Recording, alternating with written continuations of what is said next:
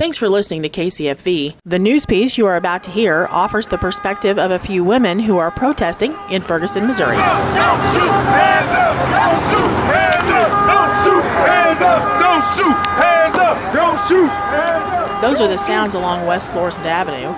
Since the day Michael Brown died, unrest has gripped the small city that has been a place of peaceful protest during the day, and in stark contrast, has been torn apart with violent protests by night. Many people around the world may never have heard of Ferguson, Missouri before, but that changed on August 9th when an 18-year-old unarmed black man named Michael Brown was shot and killed by white police officer Darren Wilson. The shooting has sparked controversy and outrage that has led to violence in the streets with riots and looting. Tanya B., a grandmother from Jennings, which is a neighboring city to Ferguson, said she is participating in the protest for her grandson. I'm doing this for my grandson. He's 2 years old, and I don't want him to have to go through none of this. That's why I'm out here walking, just because I don't know this whole situation, so I'm not going to be the one to say this, that, or because I was not here, but just for them, the way they shot him, I don't want that to happen to my grandson. Wrong, indifference, or nothing. Just arrest him. Please don't shoot him. If it ain't I pulled the gun out on you, don't pull none out on me. You know, and if I sit up here and I surrender, don't kill me.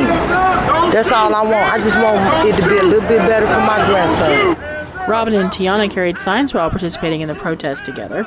They said they were peaceful protesters that supported the family, and they also gave their thoughts on the relationships between citizens and the police. We're not trying to be violent. It's more of a peaceful thing. We just want to let everybody know that we support even the mother as an innocent child that has got killed, you know, and it's sad. And it's like we're not here to cause violence. We're not here to try to, but we just want to show that we support her and support the cause that they're trying to represent.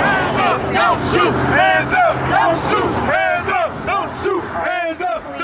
He had his hands up and he still was shot and he was innocent. And we all know who I'm talking about. We're talking about Michael Brown. And this is happening every single day, not just with shootings. It's dealing with getting pulled over. Sometimes you're innocent, don't do anything, and you get pulled over. And we just want to get a message out that if you see someone going to work or you see someone not doing anything, they're innocent, don't shoot them, don't kill them, don't mess with them. Just let them go about their life and let them live their life. It's plenty of times where we get messed with for doing nothing but walking down the street. And that's what we're doing today, is just walking down the street. And if they mess with us, it's going to be a problem. It's not right. They shouldn't mess with us just for walking down the street and getting the message out. They also spoke about the law enforcement's handling of the protest. I think it's horrible. It's unhuman. You know, they treat us like we're in war, and people out here peaceful.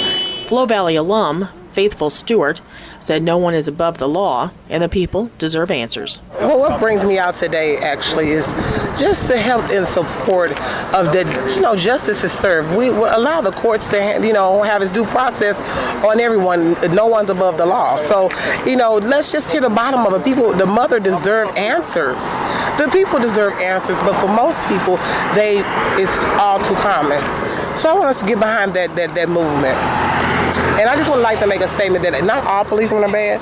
I live in University City, and I love our police department. They actually protect and serve. Roxanne Evans is protesting for the killing to stop. She said she doesn't feel good about outside influences bringing violence into her city. It needs to stop. Stop this killing. You can do other things than shooting our black men. About them coming into our town, looting and all that stuff, which I know it's probably some of our people's too, but still. And then it's shutting my community down to where I got to show an ID like I'm on a military base to get home. I have to show something with my address on it in order to get home when they shut it down. And they shut it down probably like 5, 6, 7 o'clock, depends on the crowd. Tanya B. said she simply doesn't agree with the violence. Now all this other stuff that's been going on out here, I don't agree with none of that. None of that I don't agree with. Stewart offered a different perspective on the violence. I don't think it takes away from message, and it's as much as I don't agree with it, certain things it boils over, it has to happen. Like a kid, when they're not heard, they throw tantrums.